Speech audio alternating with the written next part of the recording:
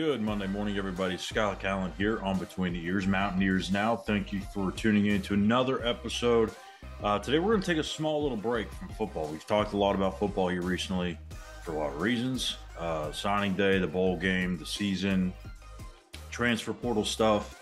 We're going to dive into a little basketball today and then potentially get back into some more football stuff tomorrow. But my mailbag, which I do every single week on Mountaineers Now, for the last 3 to 4 weeks has been dominated by transfer portal questions and stuff to do with the football team. For the first time, arguably probably in about a year, it was about basketball. And I understand why, but the 89-55, I think that was the score. I know it was a lot to a little, basically. But the blowout loss to Houston. Everyone is starting to jump the gun a little bit and get into what Ren Baker should do at the end of the season with Josh Eilert in the head coaching search.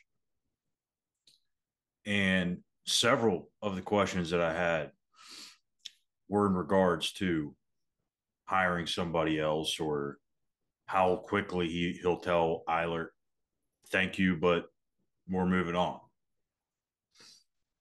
And I felt like I was kind of being very repetitive in my answers, but I'm just being honest with you. Like, look, this situation that Josh Eilert is in is no different than the one that he was in 2 weeks ago, or a month ago, 2 months ago, or when he first took the job.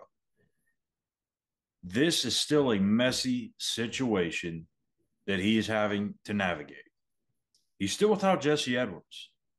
And even when he gets Jesse Edwards back, it's going to be a little bit of time for them to get reacclimated, gain that chemistry, because that'll be the first time, unless something else happens between now and then, where he's got the full boat. So I don't know that you can really expect much out of this team. They're 5-9.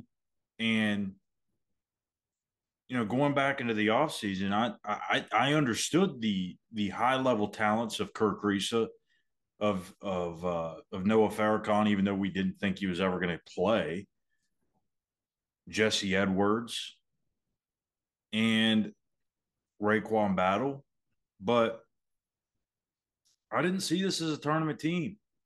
There's not enough depth.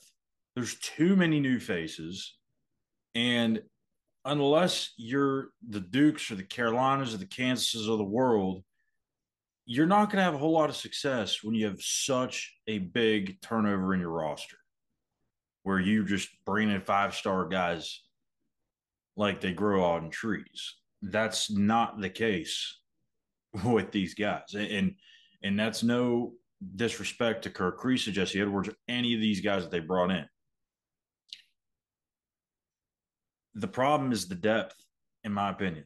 You don't have depth, you don't have bigs, and if you don't have any chance of being competitive on the glass, you're going to have a hard time in this league. And that's why it's hard for me to sit here when I'm looking at the schedule and I'm like, man, like, are they going to win a game in the conference? And I'm not being like crazy when I say that. It is hard for me to find a game on this Big 12 schedule that I look at and go, you know what? Yeah, that's definitely where they could potentially turn it around. They're going to win some games. They're not going to go 0-18 in the conference. But it's hard to figure out where that's going to happen. Again, even when Edwards comes back. So I don't want to go deep into this season per se. I just wanted to lay that out there, that this is still a very tough situation that he is in. And I mean, he put this roster together in the summer, way, way, way, way after the season ended, way, way, way, way after all the top portal guys had already found new homes. I mean, he plucked a kid from Israel, an 18-year-old kid from Israel, and another kid that hasn't played in Ali Ragab to be essentially just another body, for Jesse to go up against in practice. People forget these things. And I'm not making excuses for Josh because what they looked like on Saturday, that's unacceptable. I mean, they did not play well at all. They didn't make adjustments. It just kind of felt like they were accepting the loss. That's not what you want to have. You got to have that fight. However, you're playing the number 3 team in the country. It's their first ever Big 12 conference game. You're playing at their place. It's kind of forgiving, right? I don't think that's going to be something that we're going to see in these final 17 games. We're going to see some toughness. We're going to see some grittiness. This team's going to win a couple of games. Are they going to turn it around and make the NCAA tournament or even the NIT for that matter? I don't know. We'll see. I'm skeptical on that.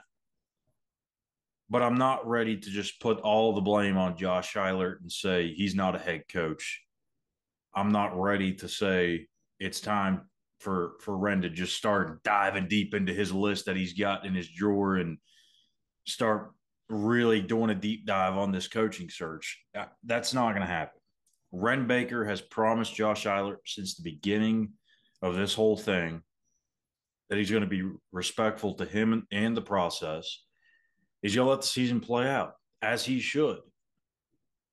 This is an interim job, and until the end of the season,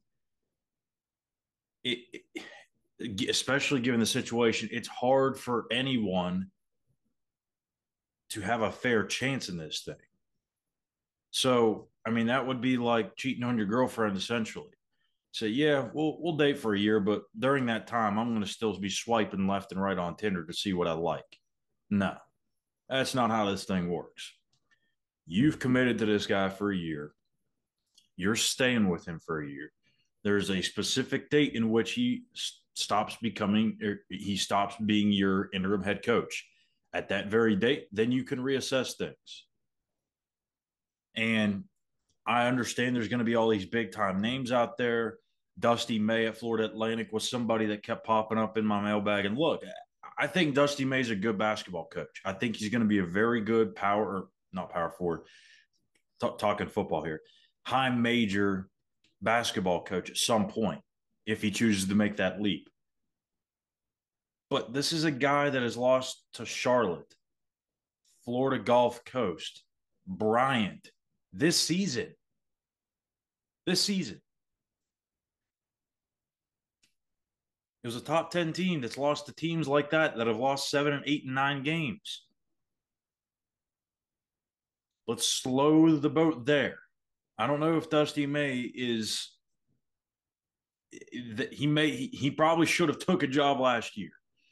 I understand he had a lot of talent coming back on that Final Four team, but that's a whole nother discussion. I'm not going to get down that road. But there's going to be other names. There's going to be more high profile names out there that get thrown into the mix that'll probably be considered for the job, have interest in the job. In all reality, it's going to be hard for Josh Eilert, I believe, to keep this job full time, regardless of the record, regardless of how they've looked so far.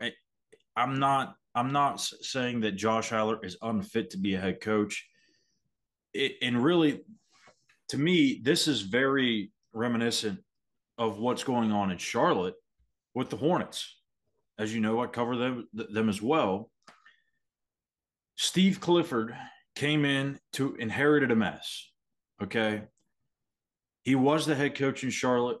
He got fired. They bring in James Borrego for 4 years. He does a really good job, but they felt like they were ready to take the next step. So they let go Borrego.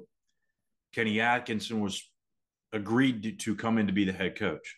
Then all of a sudden, Kenny Atkinson said, you know what? I like this Golden State gig, and I'll stay here as an assistant to Steve Kerr. And all of a sudden, the Hornets go several weeks and they don't have a head coach. They go into the NBA draft without a head coach, which is unheard of.